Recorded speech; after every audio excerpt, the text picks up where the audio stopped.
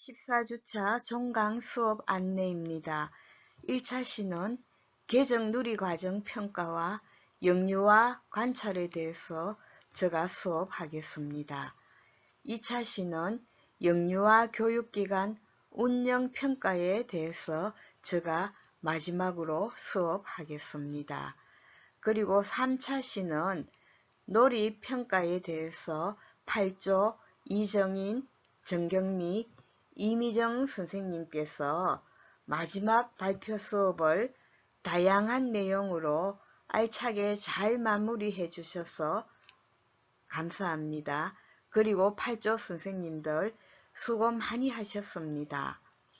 그리고 15주차는 수업은 없습니다. 한 학기 해고 및 수업 평가에 대해서 제가 말씀드리겠습니다. 감사합니다.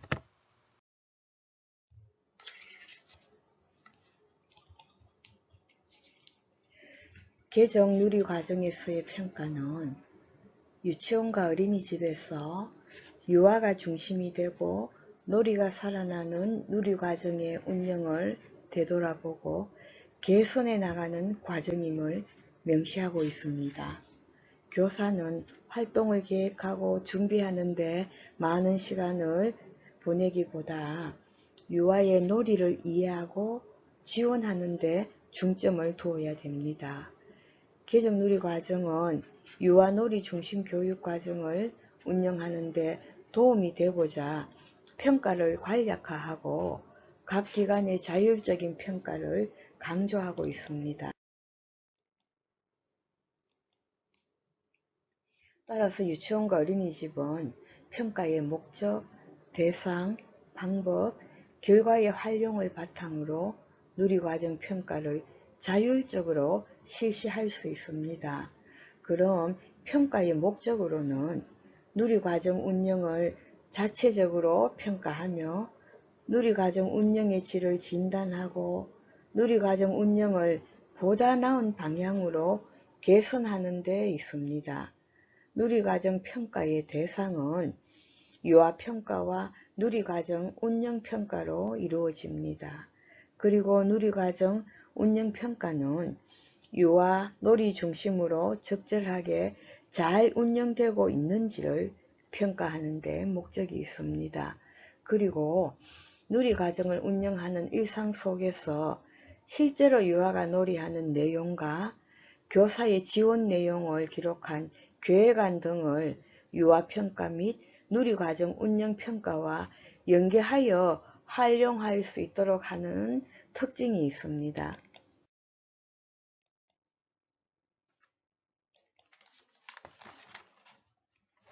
교육과정에 기초한 평가란 영유아의 놀이, 일상생활의 경험으로 가장 중요한 평가 방법은 관찰, 포트폴리오 평가가 됩니다.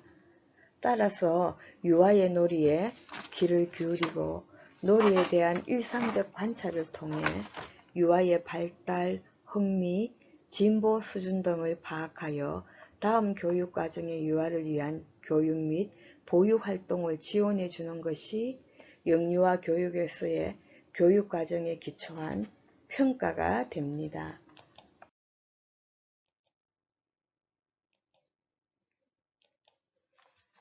평가 방법으로는 형식적 평가와 비형식적 평가가 있습니다. 그럼 비형식적 평가는 관찰과 아이들의 작업 표본 등을 포함하는 포트폴리오 평가입니다. 영유아의 놀이, 일상생활의 경험과 가장 중요한 평가 방법이 됩니다. 형식적 평가는 표준화 검사나 지필식 검사가 있습니다.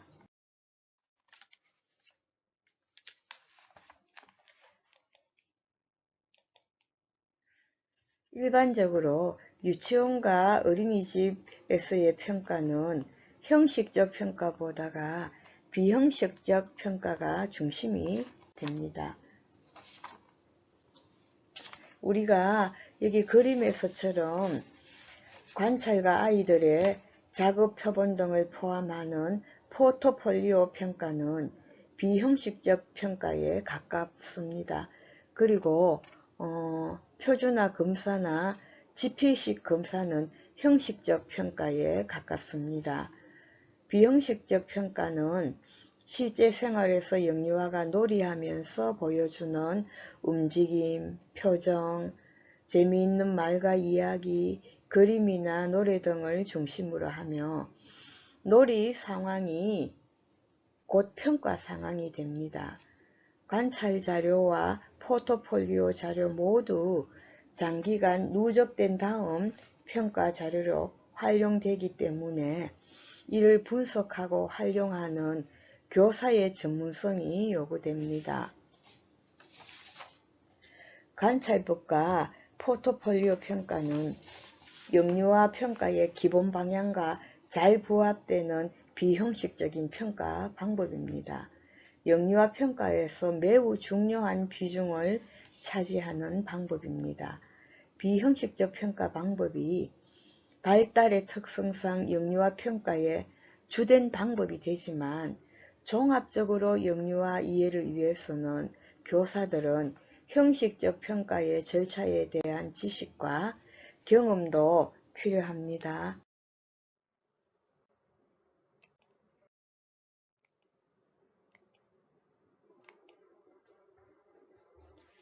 영유아기는 발달의 속도가 빠르며 개인차가 많은 시기입니다. 같은 공간에서 같은 놀잇감을 가지고 놀이할 경우라도 경험하고 인지하는 바가 서로 다르며 표현하는 방식도 다름을 아이들과 함께 지낸 현장의 교사들은 쉽게 이해할 수 있을 것입니다. 영유아의 발달 수준이나 특성 혹은 개인차를 안다는 것은 쉬운 일이 아니지만 영유아라는 발달의 특수성으로 인해 가지고 영유아의 정보를 수집하기 위한 관찰법이 가장 선호되는 이유를 말씀드리겠습니다. 첫째, 우선 영유아의 언어적 제약을 들 수 있습니다. 영유아의 행동, 성장, 학습에 대한 정보를 알기 위해서는 교사는 영유아가 말하는 것뿐만 아니라 영유아의 비언어적인 행동, 즉 눈빛, 목소리, 몸짓, 행동 방식, 웃음 등과 같은 정보도 함께 수집해야 합니다. 영유아가 다양한 방법으로 의사소통하는 것을 기록하는 것은 그 영유아를 있는 그대로 볼 수 있기 때문입니다. 둘째, 연령에 따라 차이가 있지만 대체로 영유아의 주의 집중 시간은 짧기 때문에 검사지나 면접 같은 장시간 주의 집중을 하는 것은 영유아에게 힘든 일이 됩니다. 세 번째, 검사나 면접과 같은 인위적 상황에서 영유아는 자신의 능력을 최대한 발휘하기가 어렵습니다. 영유아의 특성상 주의 집중 시간이 짧고 낯선 상황에서는 자신의 능력을 제대로 발휘 못하며 언어 구사 능력이 제한적이기 때문에 평가자의 요구에 따라 자신의 특성을 평가자에게 전달하기 힘듭니다. 그래서 영유아의 평소 수행과 행동을 있는 그대로 관찰하고 평가하는 비형식적 평가 방식이 영유아에 대한 풍부하고 전체적인 자료를 제공해 주기 때문에 형식적 평가 방법은 보조 자료로 병행할 수 있습니다.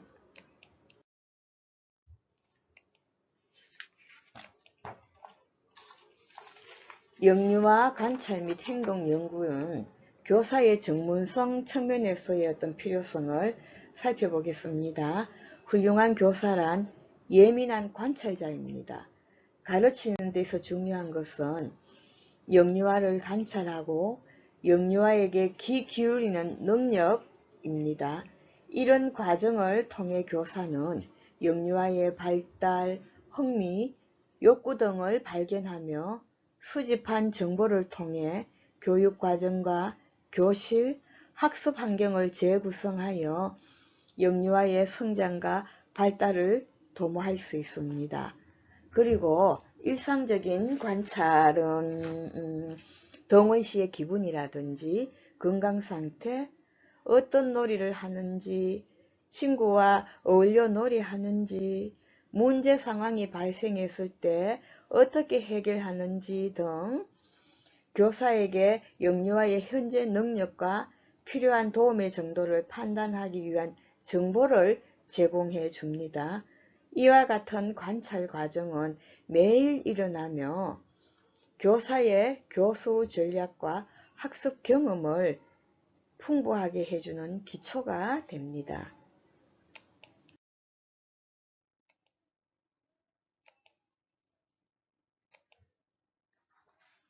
첫째, 영유아 개인별 관찰을 위해 교사는 매일 몇 명의 아이들을 대상으로 일상적으로 나타나는 발달적 현상을 관찰하고 개별 영유아의 발달 수준이나 필요 및 요구를 파악하여 다음 교육 계획에 반영하거나 교실 및 학습 환경을 수정, 보완하는 데 활용합니다.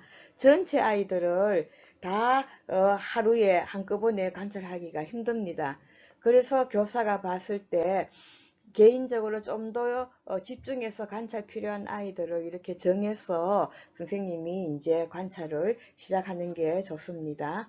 교사는 관찰 결과들을 기록하기, 평가하기, 계획하기, 의사소통하기에 반복 순환 과정을 통해 가지고 영유아에 대한 자료들이 수집이 되면 영유아의 학습 상태라든지 발달, 흥미, 특성을 이해할 수 있게 됩니다. 그리고 관찰은 영유아 개개인의 상황이나 발달에 적합한 개별화된 교육 과정을 가능하게 해줍니다.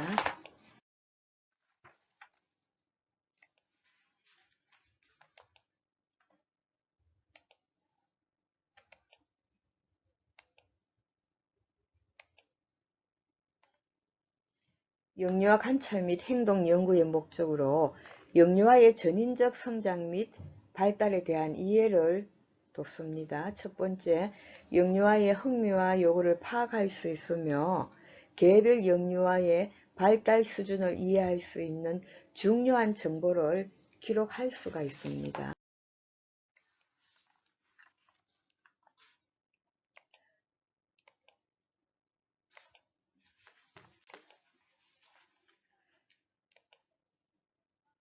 두 번째, 교사의 전문성 수준을 함양시킬 수 있습니다.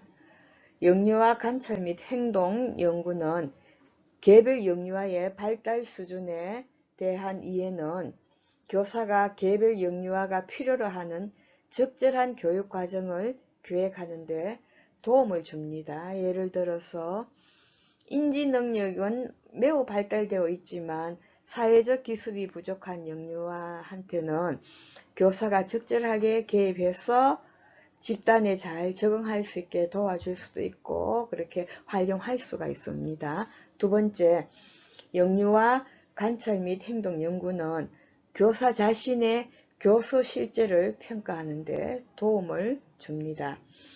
교사는 자신이 어떻게 아이들과 상호작용하며 또 아이들과 작업 시에는 또 어떤 교수 전략을 활용하는지 이런 측면에서 도움을 줍니다. 세 번째, 교실 내 역동성이나 학급에서 발생하는 문제를 파악하기 위한 목적도 포함됩니다.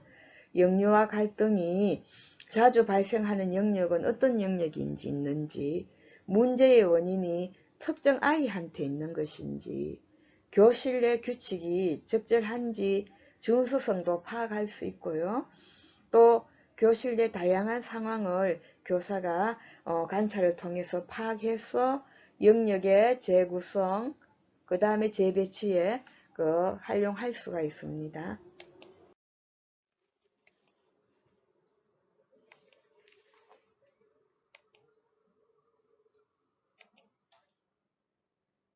그리고 부모와의 의사소통에 유용한 자료를 제공해 줍니다.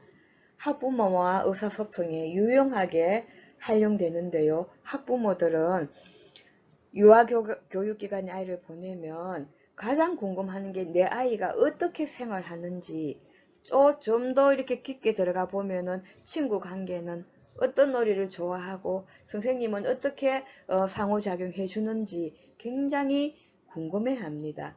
그리고 시간이 지남과 더불어 발달적인 변화에 대한 관심도 가지고 있고, 또 우리 아이가 그 유아교육기관에서 제대로 된 교육을 받고 있는지 등 궁금한 게 많습니다.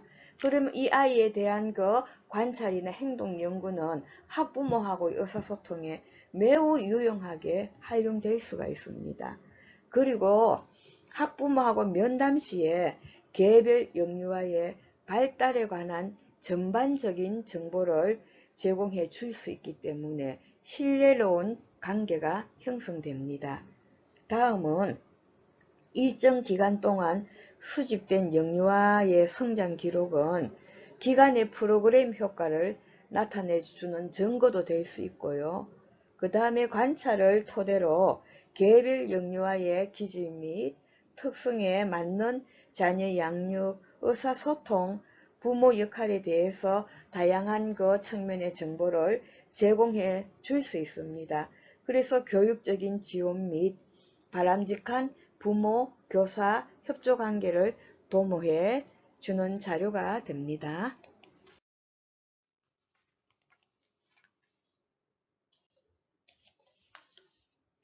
그리고 그 기간의 교육 목표 달성 여부를 확인하는 근거가 됩니다. 기관이 제시한 교육 목표가 제대로 달성되고 있는지를 확인하는 수단이 될 뿐 아니라 다음 교육 목표 설정을 위한 객관적인 근거가 됩니다. 그리고 영유아의 연령이나 개인차, 사정 경험을 고려하여서 교육과정을 편성하여서 영유아 기간의 발전을 위한 증거로도 활용할 수가 있습니다. 감사합니다.